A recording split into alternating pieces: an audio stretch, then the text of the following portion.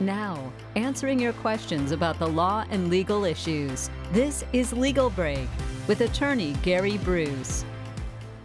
Hello there. Well, it is Legal Break Wednesday. Gary is here as always. Thank you for joining us. Great to be here. Thank you. We've got some great questions today. The first one is a Facebook question. And here's the question, Gary. Can you sue a company for defamation of character, or can you only sue a person? Well, this comes down to libel and slander. So what is libel and slander?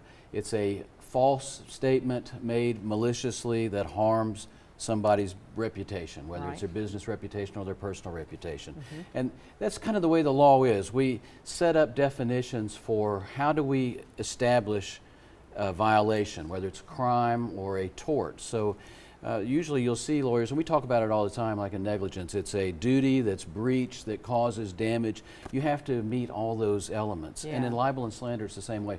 The difference between libel and slander is libel is written, slander is just verbal insults, I guess, really. But you still have to prove the damages, Maureen. So can you sue? You can sue for anything. Can you sue an individual who makes a libelous statement, say on a website or somewhere? That's published, that's written, so that's libel. Can I hold their employer responsible?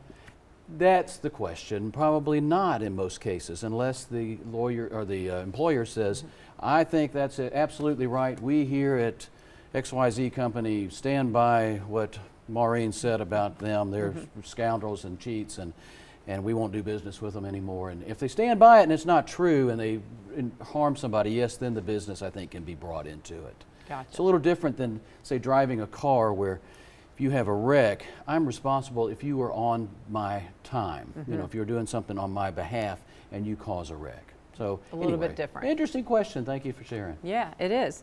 So we have a second question. It's a man on the street question. Let's roll it. Hey Gary, if you co-signed a car loan with an ex and you no longer have contact with them, is there a way to get them off of the title? Okay. All right, well, yeah, I don't know. Right? If you just used an X, not your signature, maybe, but I think he means ex-friend, ex-significant right, other, somebody. Here's a good bit of advice on that. Don't do that. Yeah. I wouldn't. Yeah. You might have some agreement, but I guess he's got the car, and now he's worried about how do I transfer it if I want to sell it. So I don't know the answer to that. That's an interesting question, but I don't know. Yeah. I don't know. We don't always have the answers. Let's not do that in the future. Right, definitely. Well, thank you so much, Gary. Good to be here. Thanks for joining us, and we look forward to seeing you on the very next Legal Break.